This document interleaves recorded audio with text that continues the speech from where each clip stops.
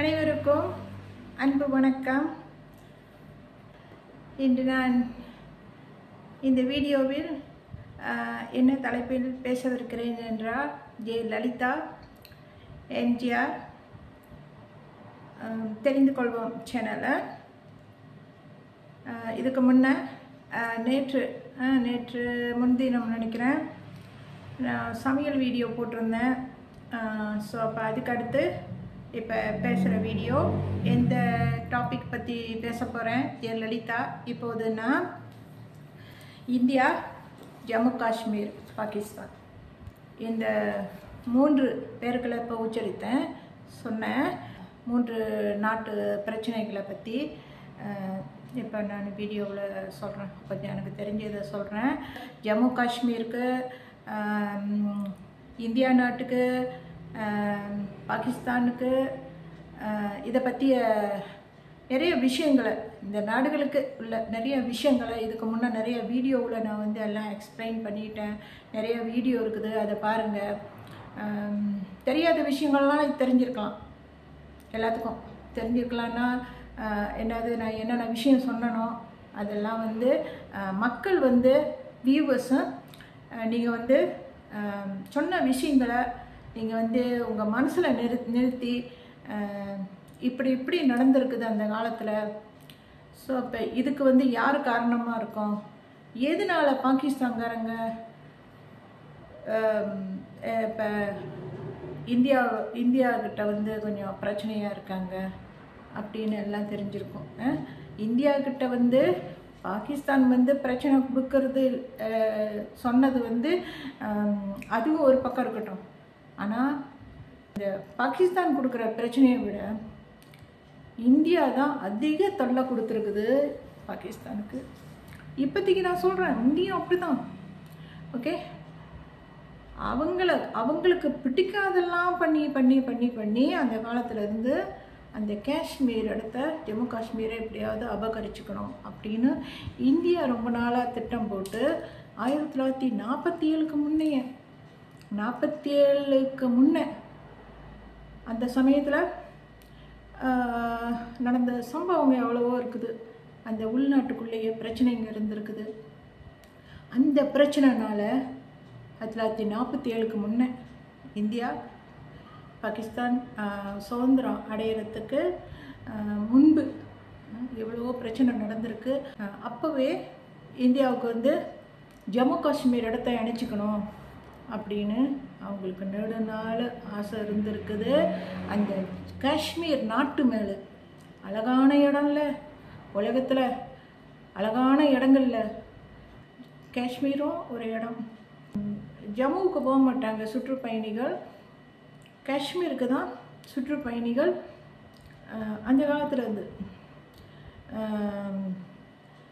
இப்போ வரைக்கும் சுற்றுப்பயணிகள் அங்கே காஷ்மீருக்கு போயிட்டு எல்லா இடத்தையும் சுற்றி பார்த்துக்கிட்டு, ஏன்னா பனி சறுக்க இடம் இல்லை, ஐஸ்லாம் நிறையா இருக்கும், மலைகள் அழகாக இருக்கும்.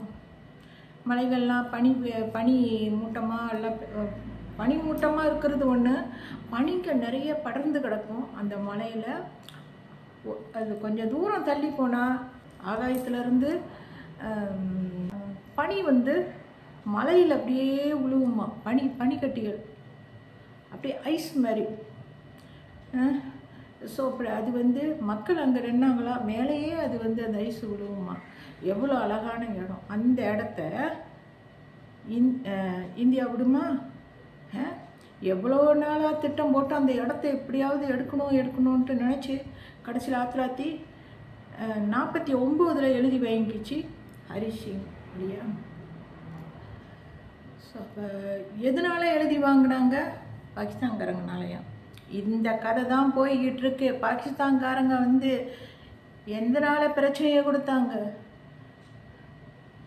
எதுக்கு பிரச்சனை, என்ன பிரச்சனையை கொடுத்தாங்க அங்கே ஜம்மு காஷ்மீர்கிட்ட போயிட்டு வந்துக்கிட்டு? அவங்களும் அந்த காலத்தில் போயிட்டு வந்துக்கிட்டு பிரச்சனையை கொடுத்துக்கிட்டு இருந்துருக்குறாங்க. ஆனால் மக்களுக்கு எந்த ஒரு கெடுதலும் பண்ணலை, திருடலை, வேறு எந்த அசம்பாவிதமும் ஜம்மு காஷ்மீரில் 1949க்கு முன்னே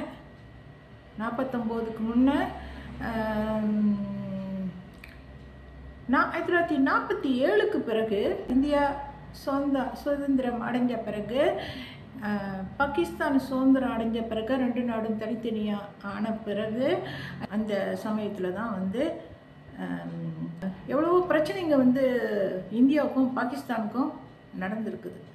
அந்த டைமில் 47லேருந்து 49க்கு முன்ன. காரணம் என்ன பிரச்சனைங்க? இந்தியா எழுதி வாங்கிச்சு. இந்தியாவில் இருந்தான பாகிஸ்தான் தனியாக போச்சு. ஸோ இந்தியா என்ன பண்ணிடுச்சு, பாகிஸ்தான் கிஸ்ன்ற வர்ற பாகிஸ்தான்னு வருது இல்லை, அதனால இந்தியா வந்து காஷ்மீர் இருக்குதுல்ல, பாகிஸ்தான் பேரில் உள்ளது, நாட்டில் உள்ள பேர் கிஸ்ன்னு வர்றதுனால ஜம்மு காஷ்மீரை அந்த இடத்த எடுத்துக்கிறதுக்கு, ஜம்முன்னு மட்டும் இல்லை, அவங்களுக்கு ஆசை ரொம்ப நாளாக, இந்தியாவில் உள்ள அரசாங்கத்துக்கு வந்து ரொம்ப நாளாக என்ன ஆசை இருந்திருக்கு, இந்த காஷ்மீர் எடுக்கணும். எப்படியாவது காஷ்மீர் எடுத்தால் ஜம்முவையும் எடுக்கணும். ஜம்முவில் தான் ராஜா ஹரிசிங் இருந்திருக்காரு, அவரையும் சேர்த்து அந்த நாட்டையே அப்படியே இவங்க எழுதி வாங்கிக்கிற மாதிரி. இப்போ சுதந்திரம் அடைஞ்ச பிறகு வந்து அப்படி இப்படின்னு மக்கள், முஸ்லீம் மக்கள் வெளியாளுங்க நாட்டை விட்டு அப்படி இப்படின்னு என்னென்னமோ எல்லாம் பண்ணி ஜம்மு காஷ்மீரில் கொண்டு போய் இவங்க போன மாதிரி, அங்கே பாகிஸ்தான்காரங்க அங்கே போய் அட்டூழியம் பண்ண மாதிரி, அநியாயம் பண்ண மாதிரி, திருடுன மாதிரி அங்கே போய் அந்த கதையெல்லாம் வந்து போயிருக்கலாம், வந்திருக்கலாம். அதெல்லாம் யாருனால? இந்தியானால. உலகம் முழுவதும் உள்ள பெரிய பெரிய தலைவர்களெல்லாம் இந்தியா கைக்குள்ளே போட்டுருச்சு, தான் கைவசம் வச்சுக்கிச்சு. அந்த அமெரிக்கா பிரசிடென்ட் டொனால்டு ட்ரம்ப், அவரு கூட அங்கே ஓதிக்கிட்டு இருக்காரு, நரேந்திர மோடிக்கிட்ட ஓதிக்கிட்டு இருக்கிறாரு. இங்கே வந்துக்கிட்டு போய்கிட்டு இன்னும் நிறைய பெரிய தலைவர்கள்லாம் வராங்க இந்தியாவுக்கு, எல்லாம் ஃபோனில் கான்டாக்ட் பண்ணிக்கிட்டு இருக்கிறாங்க. யார் கூட? இந்தியாவில் உள்ள நரேந்திர மோடி அரசாங்கம் இருக்குதுல்ல, அரசாங்கத்தில் இல்லை, அவர்கிட்ட இருந்து மட்டும் இல்லை, அரசாங்கத்தில் உள்ளவங்ககிட்ட வெளிநாட்டில் உள்ளவங்க எல்லாம் ஓதிக்கிட்டு இருக்கானுங்க. எல்லாம் ஃபோன் வழியாகவே கான்டாக்ட் பண்ணிக்கிட்டு இவங்க எல்லாம் வந்து இப்போ எல்லாம் வந்து பேச்சுவார்த்தை நடத்திக்கிட்டு, ஆலோசனை கொடுத்துக்கிட்டு, என்னமோ கூட பிறந்த அண்ணன் தம்பி மாதிரி ஐடியா கொடுத்துக்கிட்டு இப்படி இருக்காங்க. இப்போ இந்த காலத்தில் நான் சொல்கிறேன், இப்போதைக்கு இப்படி பண்ணுறாங்க. இந்தியா ஓதி விடுறாங்க வெளிநாட்டுக்காரங்க. டொனால்டு ட்ரம்ப் அவரு தான் வந்து பஞ்சாயத்து பஞ்சாயத்துக்காரர் அவரு. அந்த காலத்தில் அமெரிக்கா நாட்டுக்கு அதெல்லாம் தெரியாது, பயங்கரவாத செயல்கள்லாம் என்னென்ன பண்ணியிருக்காங்க அமெரிக்காக்காரங்க அந்த காலத்தில், இதெல்லாம் தெரியாது யாருக்கும். அதெல்லாம் என் வீடியோ பார்த்தா தான் தெரியும் என்னென்ன அநியாயம் பண்ணியிருக்காங்கன்ட்டு. பயங்கரவாத செயல்கள்லாம் ரொம்ப பண்ணியிருக்கிறாங்க அமெரிக்காவில். ஜான் எஃப் கென்னடி அவர் இறக்குறதுக்கு காரணம்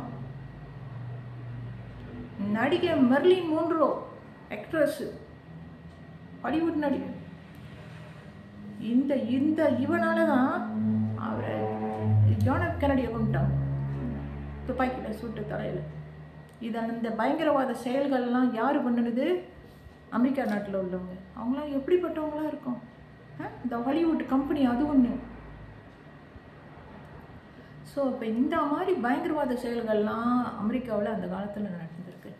இப்போ எதுக்கு டொனால்டு ட்ரம்ப்பு எதுக்கு வந்துக்கிட்டு இந்த பஞ்சாயத்து எதுக்கு தீர்த்துக்கிட்டு இருக்காரு? இங்கே வந்துக்கிட்டு இதை பற்றிலாம் ஏன் வந்து இந்தியாவில் உள்ள பாலிட்டிக்கில் உள்ளவங்ககிட்டலாம் ஏன் பேசிக்கிட்டு இருக்கணும்? இவர் என்ன ஐடியா கொடுக்க வேண்டியது இருக்குது?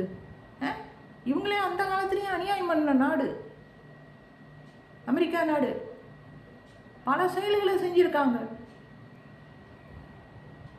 இந்தியாவில் உள்ள இந்த மகாத்மா காந்தி 1948 சூடப்பட்டார். 47 இந்தியா சுதந்திரம் அடைஞ்சது. 48 அவர் இறந்தாரா? 48 மகாத்மா காந்தி இறந்துருக்காரு. அதுக்கு பிறகு 1963 1963 62 தெரியலையே, 63 நினைக்கிறேன். 63ல் இவர் ஜான் எஃப் கென்னடியை கொண்டுட்டாங்க, சுட்டு கொண்டுட்டாங்க.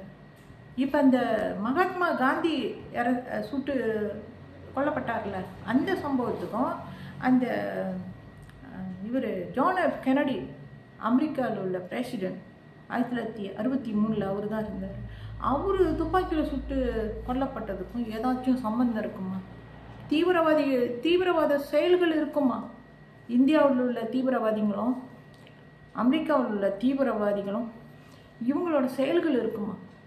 இவங்களோட செயல்கள்னால தான் இந்த 2 சம்பவம் நடந்திருக்குமா? தெரியல.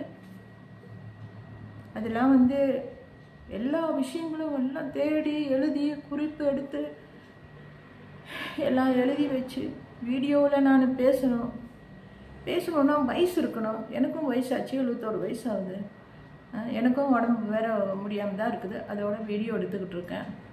ஸோ பேசுகிறதுனா எவ்வளோ சிந்திக்கணும், எவ்வளோ நம்ம யோசிக்கணும். யோசிக்கிறது ஒன்று தான். அதெல்லாம் சிந்திச்சு நல்லா யோசித்து இந்த குறிப்புகளை எடுக்கணும். அதுக்கெல்லாம் டைம் வேணும். உடம்பு எப்படி இருக்குது, அதுக்கெல்லாம் நேரம் பத்துமா? எனக்கு யூடியூப் சேலரி கிடைச்சா பரவாயில்ல, ஏதோ கஷ்டப்பட்டு நான் மாதம் மந்த்லி எனக்கு பேமெண்ட் கிடைச்சதுன்னா பரவாயில்ல, நான் வீடியோ எடுத்து போடுவேன். ஸோ இப்போ இவனுக்கு இன்னும் சேலரியும் கிடைக்கல, வாட்ச் ஹவரும் இன்னும் கூடல, இப்படியே கிடக்கு. இந்த டைமில் நான் வீடியோ பற்றி எடுத்து போட்டுக்கிட்டே இருக்கணும். நிறையா வீடியோ ஷூட்டிங் பண்ணி போட்டுக்கிட்டே இருக்கணும்னா அந்த மனசுன்னு ஒன்று இருக்குது இல்லை? நம்மளுக்கு தான் ஒன்றுமே இல்லையே இன்கம்மு யூடியூப்பில், என்னத்துக்கு வீடியோ போடுற அப்படின்னு என் மனசே என்ன கேட்குது. இருந்தும் நான் இப்போ இந்த பாகிஸ்தான் இந்தியா பிரச்சனைக்காக நான் இப்போ வீடியோ நிறைய எடுத்து நான் போட்டுட்டேன். இப்போ ஒன்று எடுத்துக்கிட்டு இருக்கிறேன். எல்லாம் வீடியோ போட்டிருக்கிறேன், அதில் பாருங்கள், எல்லாம் தெரியும் நான் என்னென்ன விஷயம் சொல்லியிருக்கேன். இப்போ வரைக்கும் ஏன் பிரச்சனையை இந்திய அரசாங்கம் அந்த காலத்துலேருந்து இப்போ வரைக்கும் ஏன் பிரச்சனையை பாகிஸ்தான்கிட்ட பண்ணிக்கிட்டு இருக்காங்கன்னா, இப்படியே அந்த பாகிஸ்தானுக்கு ரொம்ப ரொம்ப ப்ரெஷர் கொடுத்துக்கிட்டு இப்போ கூட ஏரோப்ளைன்லாம் சுட்டு வீழ்த்திக்கிட்டாங்களாம். ஏரோப்ளைனை சுட்டு வீழ்த்திக்கிட்டாங்களாம். இந்த மேஜர் மதன் குமார் அந்த ஆள் சொன்னிச்சு, வீடியோவில் பேசுது. ஏரோப்ளைன்லாம் எத்தனையோ ஏரோப்ளைனா பாகிஸ்தானோட ஏரோப்ளைனு ஜெட் விமானம் இன்னும் என்னென்னமோ அது நான் சரியாக பட கேட்கல. அந்த ஆள் பேசுகிறத நான் கேட்கல, நல்லா சரியாக கேட்கல. ஏன்னா அந்த காலத்தில் நடந்த பிரச்சனைகள்லாம் அந்த ஆளுக்கு தெரியாது. ஏன்னா அவர் இந்தியாவில் உள்ளவர், இந்தியா சார்பாக பேசுகிற பெரிய விஐபி, பெரிய ஆள், இப்படி தான் பேசுவார். அவர் இந்தியாவில் உள்ளவரெல்லாம் விட்டு கொடுப்பாரா இந்தியாவை? பக்தாங்காரங்கள வாய் கொழுப்பு ரொம்ப அப்படி இப்படிலாம் வீடியோவில் பேசுகிறாரு. இவருக்கு இல்லையா வாய் கொழுப்பு? என்னென்ன பேசியிருக்காரு மடையன், நான் இங்கேன்னு பக்தாங்காரங்கள பேசியிருக்காரு. இவருக்கு என்ன உரிமை இருக்குது இதை பற்றி பேசுறதுக்கு? பிச்சைக்கார நாடு, என்ன படபலம் இருக்குது, என்ன அவங்களுக்கு ஒரு பவர் இருக்குது அப்படின்ட்டு அவ்வளோ உயிரப்பாக பேசுகிறாரு. இதெல்லாம் ஆணவமான பேச்சு இல்லையா? இதெல்லாம் வாய் கொழுப்பான பேச்சு இல்லையா? பாகிஸ்தான்காரங்க இப்போ வீடியோவில் பேசுகிறது அவங்களோட நியாயத்தை சொல்லிக்கிட்டு இருக்காங்க. அது வாய் கொழுப்பான். இவருக்கு வாய் கொழுப்பு இல்லையா? பேசிட்டு போட்டோம், பேசுகிறவங்க பேசிட்டு தான் இருக்கணும். நம்ம சொல்லி இந்தியாவில் உள்ளவங்க யூடியூப்பில் வீடியோ போட்டு பேசுகிறவங்க திருந்த மாட்டானுங்க. அவனுங்கெல்லாம் அவங்கள பொறுத்த வரைக்கும் அவங்க தான் பெரியவங்க. பணம் இருக்கான், பணத்தால் என்னத்தை சாதிக்க முடியும்? சண்டை போட்டு மற்ற நாட்டை, பாகிஸ்தான் நாட்டு மற்ற நாடுகளை அழிக்க தான் முடியும். அந்த பணமும் எங்கேருந்து வந்துச்சு இந்தியாவுக்கு? எல்லாம் இங்கேயும் எல்லாம் கடன் வாங்கியிருக்கோம். இந்தியா நாட்டு ஏரோப்ளைன் இருக்கு, ஏரோப்ளைன் டிரான்ஸ்போர்ட் இருக்குது. ஸோ இப்போ ஏர் இந்தியா இப்போ யார் கையில் இருக்குது? டாட்டா நிறுவனத்து கையில் இருக்குது. இந்தியா நாடு முந்தி இந்தியா ஏர்லைனை அதுதான் வச்சு நடத்துச்சு. வெளிநாட்டுகளில் நிறைய ஏரோப்ளைன் போய்கிட்டு வந்துக்கிட்டு பேசஞ்சரை கொண்டு போய்கிட்டு வந்துச்சு. இப்போ ஒரு எத்தனை வருஷம் 2 வருஷமா என்னமோ ஆகுது, 2 வருஷம் 3 வருஷமோ இந்த இந்தியா ஏர்லைன் யார் கைக்கு போயிடுச்சு? டாட்டா நிறுவனத்துக்கு போயிடுச்சு. தனியார் நிறுவனத்துக்கு கொடுத்துட்டாங்க இந்தியா. இப்போ டாட்டா நிறுவனம் தான் 18 கோடி வெள்ளியை இந்தியாவுக்கு கொடுத்து அந்த இந்தியா ஏர்லைனை வாங்கிக்கிச்சு. இந்தியா ஏர்லைன் 18 கோடி வெள்ளிக்கு வித்துருச்சு டாட்டா நிறுவனத்துக்கு. இந்தியா வித்துருச்சு ஏர்லைனை. இந்தியா ஏர்லைன் வந்து இப்போ தனியார் நிறுவனம், டாட்டா நிறுவனத்தோட ஏர்லைன் அவங்க கைக்கு மாறிடுச்சு. காரணம் என்ன? காசு.